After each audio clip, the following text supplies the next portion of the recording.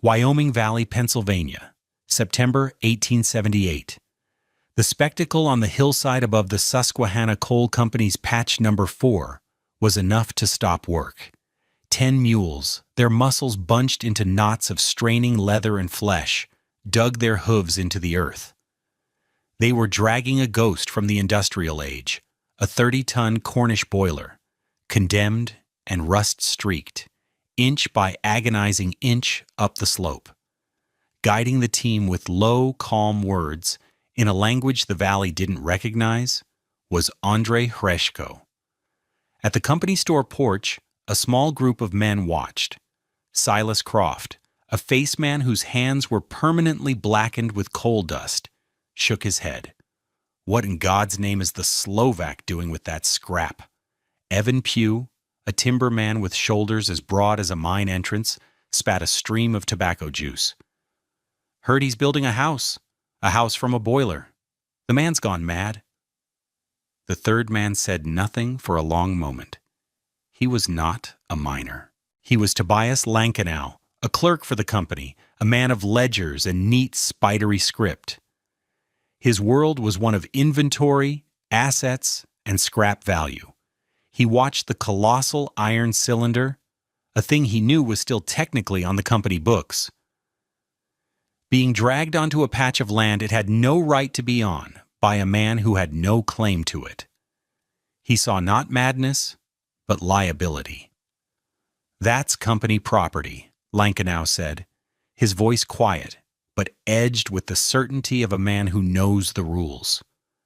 It hasn't been weighed out. That's theft, is what that is. He made a small, precise note in the pocket ledger he always carried. The word he wrote next to Hreshko's name was not mad or foolish. It was debit.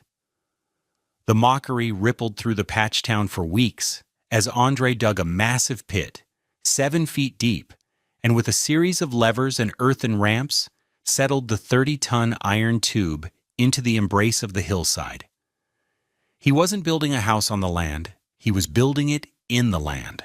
To the men who built their flimsy board and batten houses to stand against the wind, this was the act of a fool building his own tomb. They saw a man burying a metal can, an act of profound and inexplicable strangeness. They saw a waste of effort that would surely collapse or fill with water, or simply become a frozen iron crypt come the first deep frost. What did this Slovak coppersmith, this Bansky Kotlar from the old country, understand about the slow physics of iron and water that a valley of experienced miners and builders, men who lived and died by steam and pressure, had so completely missed? Before we witness how Andrei Hreshko turned 30 tons of industrial scrap into a sanctuary of warmth, take a moment to subscribe to our channel. Your support allows us to unearth these forgotten stories of ingenuity. I promise, by the end of this account, you will understand how the simple principle of hydronic convection, harnessed by a massive thermal battery, can defeat the most brutal cold.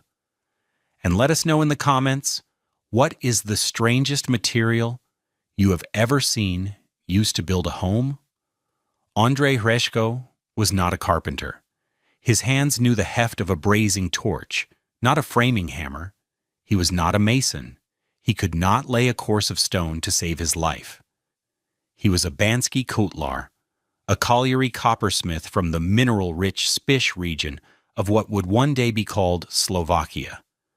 For 20 years, his world had been the deep, damp heat of the mine works, his trade the intricate circulatory systems of the great steam-driven pumps.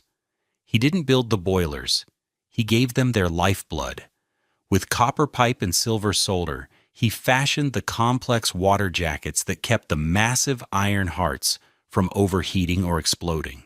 He understood how water, when heated, moved with a purpose as undeniable as gravity. He knew its quiet, relentless power to carry warmth from one place to another. His hands knew the language of thermal transfer, spoken in the dialect of copper and iron. This knowledge was useless, it seemed, in America. Here he was just another hunky, a strong back for digging coal, his specialized craft irrelevant. And the price of that irrelevance had been paid during his family's first Pennsylvania winter. They had lived in a shed thrown together from scrap lumber and roofed with tarred canvas, a structure that breathed the winter wind through 1,000 tiny gaps.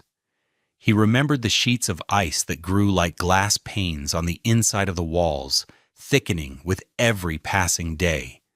He remembered his wife Susanna, her face etched with a fear he had never seen in the old country, piling every blanket they owned onto their 2 children, Jan and Katerina.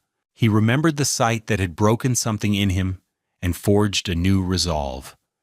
In the pale dawn light, he had seen the vapor of his children's breath rising from the shared pillow, 2 small, ghostly columns in the frigid air of their own bedroom. That same morning, the flour in its bin was not a powder. It was a single pebble-hard stone of frozen grain. They had survived, but it was not living. It was the endurance of animals in a burrow, and André swore his family would never face another winter like that. He had seen the condemned Cornish boiler lying in the scrapyard, and he had not seen a piece of junk. He had seen a vessel. He had seen a chance.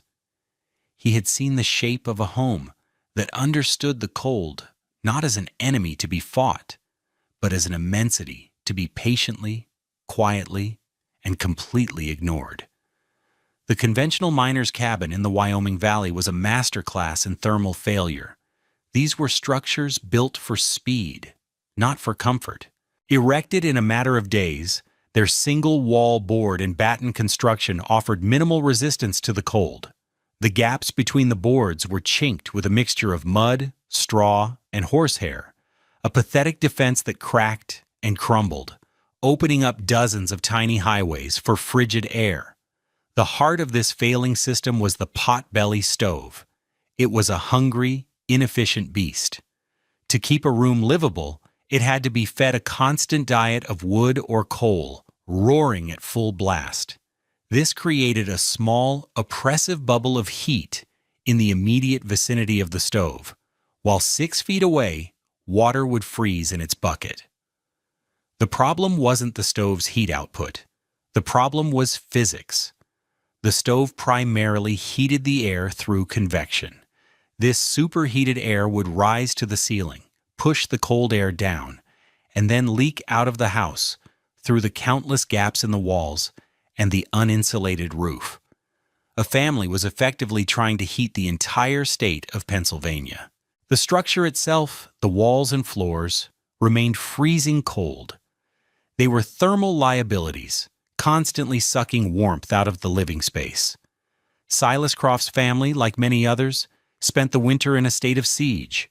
They burned a cord of wood every 4 days, an immense expenditure of labor and money. They stuffed rags into the cracks around the window frames, a battle they lost every night. They would wake to find a thick layer of frost not on the outside of their window panes, but on the inside. Blankets would be stiff with frozen condensation from their own breath. It was a life spent huddled, shivering, and perpetually feeding a fire that gave them only a temporary and ultimately losing reprieve from the cold. The valley's builders knew how to make a box to keep out the rain, but they did not know how to build a vessel to hold on to heat. André Hreshko's construction project was, by contrast, a slow, deliberate process of creating such a vessel. The first step had been acquiring the boiler. It was a monster, 40 feet long and 6 feet in diameter, its iron plates 1.5 inches thick. Condemned due to a dozen weeping rivets, it was destined to be broken up for scrap. André approached the yard boss, a man named Evans, and offered him $5, the equivalent of a week's wages. Evans, seeing a fool willing to haul away his garbage for him, took the money and looked the other way. The real cost was in labor. The 10-mule team, borrowed from a sympathetic farmer, took 2 full days to drag the 30-ton cylinder up the gentle slope to the spot André had chosen. Then came the digging. For a month, Using only a pick and shovel, he carved a massive trench into the hillside, a grave for a metal giant. Finally, with a system of greased logs and immense levers, he and a few other Slovak immigrants he'd paid in food and future favors rolled the boiler into the pit. The earth of the hillside now embraced the boiler on three sides, providing an immense, natural insulation that no wooden wall could ever match. It was during this phase that Tobias Lankenau made his official visit. He walked up the hill, his good shoes sullied by the mud, his ledger held tight in his hand. He found Andrei halfway inside the boiler's firebox, cleaning out years of soot and scale. "Hreshko," Lankenau called out, his voice echoing in the iron tube. "I am here on behalf of the Susquehanna Coal Company.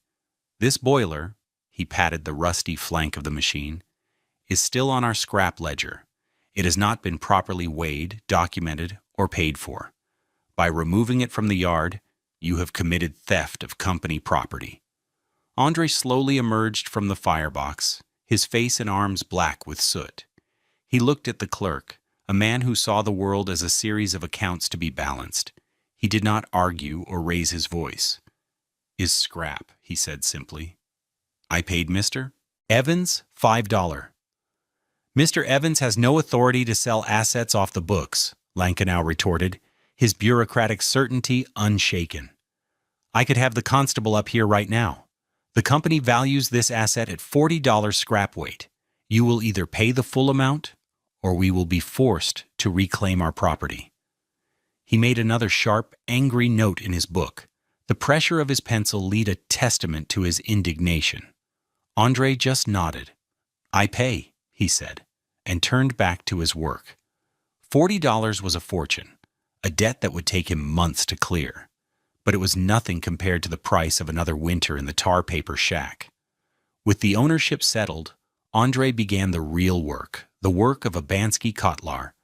Inside the cavernous iron shell, he began to construct his heating system. It was a thing of beauty and precision. In the firebox, where a raging coal fire once turned water to steam, he brazed a large, flat coil of 2-inch copper pipe. From this coil, 2 pipes ran up into the main barrel of the boiler.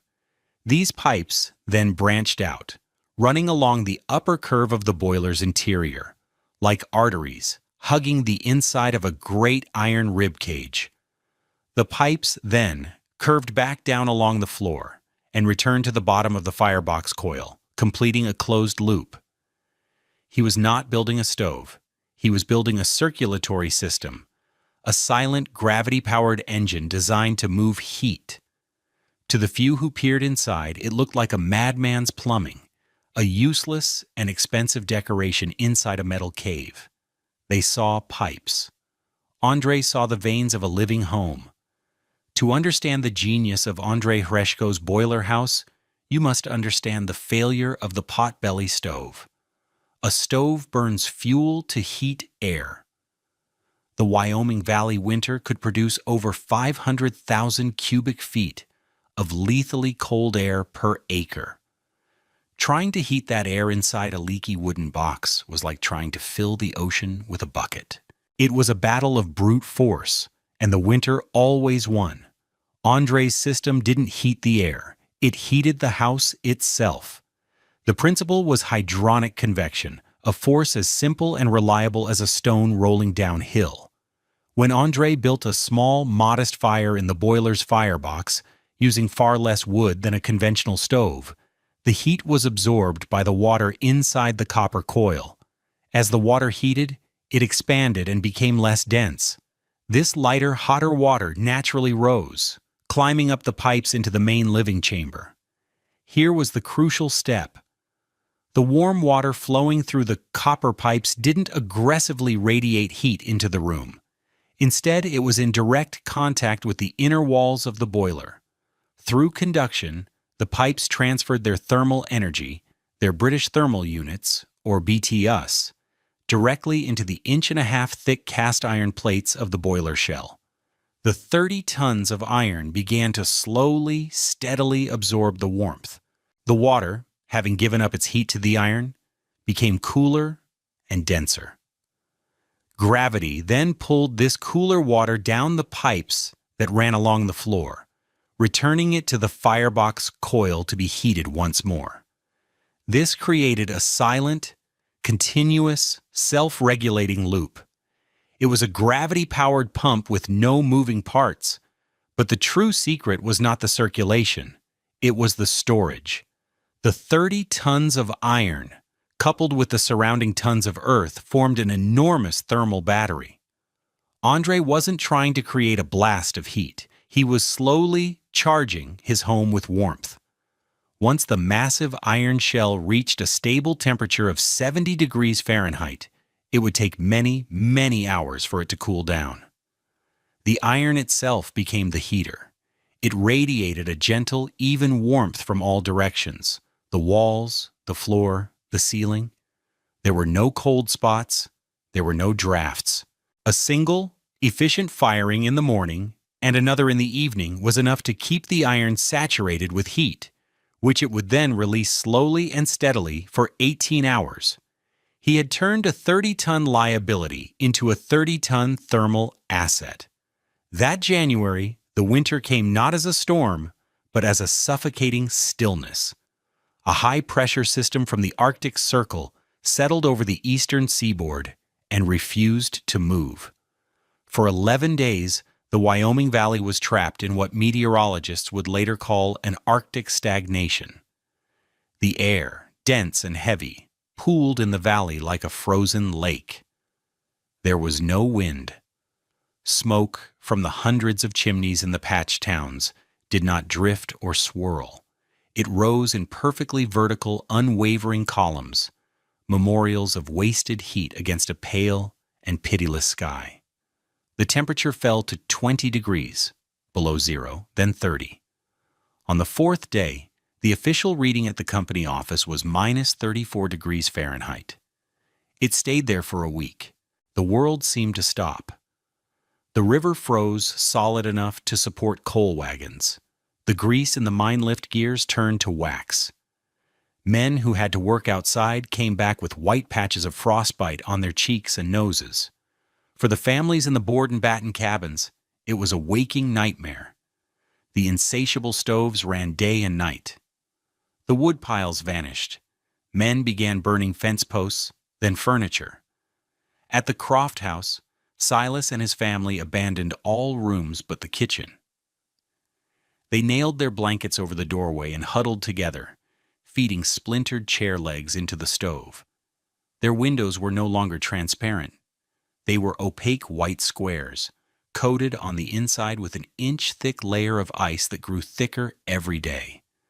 The cold was a physical presence, a predator that had breached their walls and could not be driven out.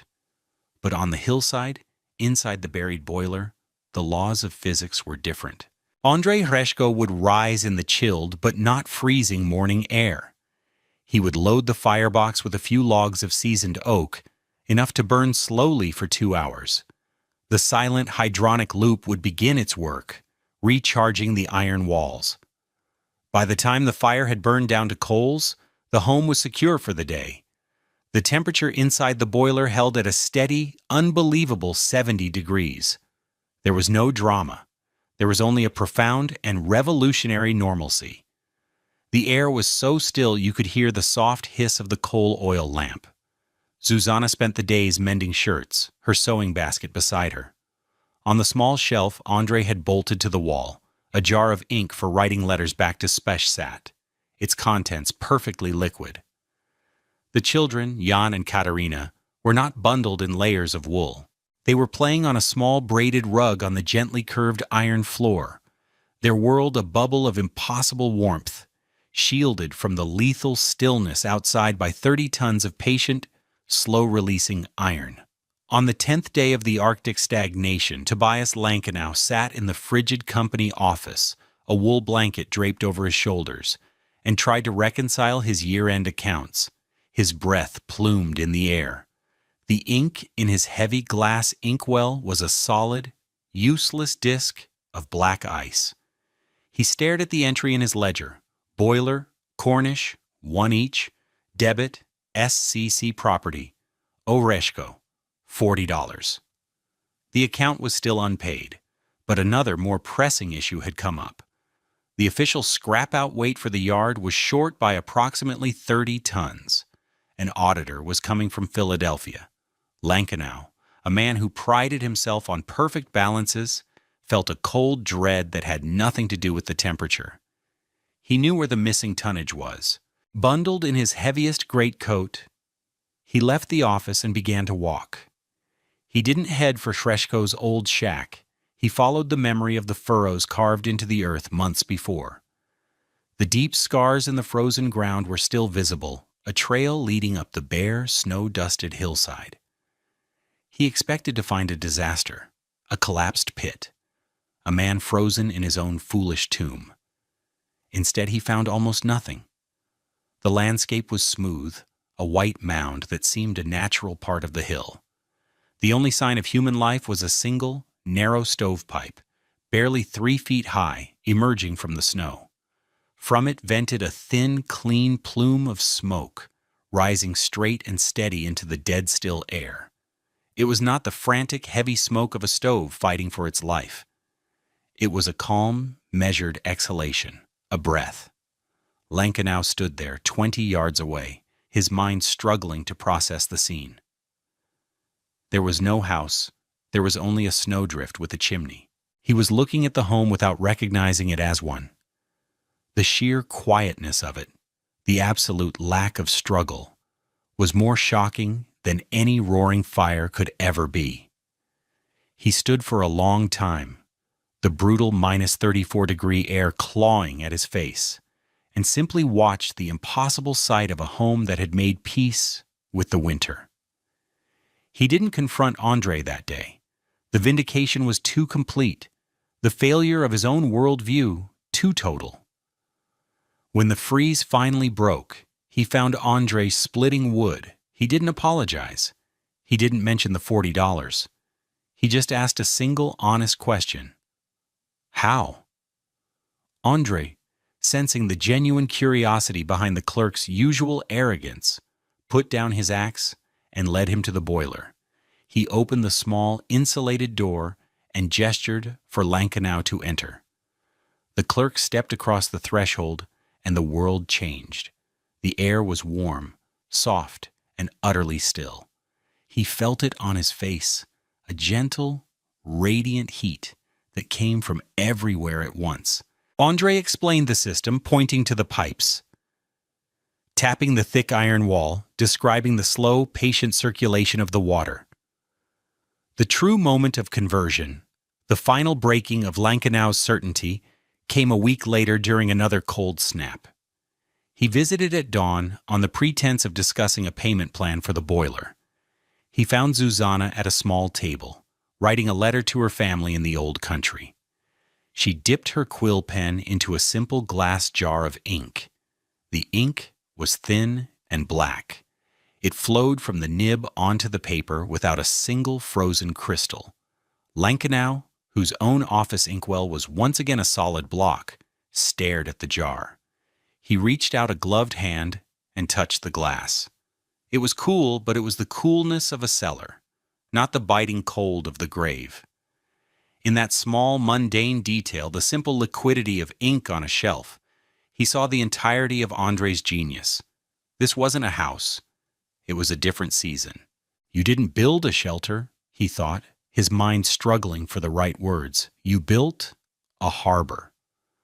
Tobias Lankinow, the man of ledgers, became Andre Hreshko's greatest advocate. He used his neat, precise script not to issue debits, but to draw up plans. He documented the dimensions of the boiler, the layout of the copper piping, the design of the firebox. The story, now authenticated by a company man, spread like wildfire through the tight-knit community of Slovak and Polish immigrants. It was a story of one of their own, using old-world knowledge to solve a new-world problem. The Slovak Lodge in Hazleton, a mutual aid society dedicated to the welfare of its members, saw the profound implications. This was not just a curiosity, it was a blueprint for survival. In their 1879 winter circular, alongside notices of births and benevolent fund collections, they printed Lankenau's drawing. It was a simple cross-section, the boiler nestled in the earth, the elegant loop of the hydronic system clearly marked, with notes on materials and construction.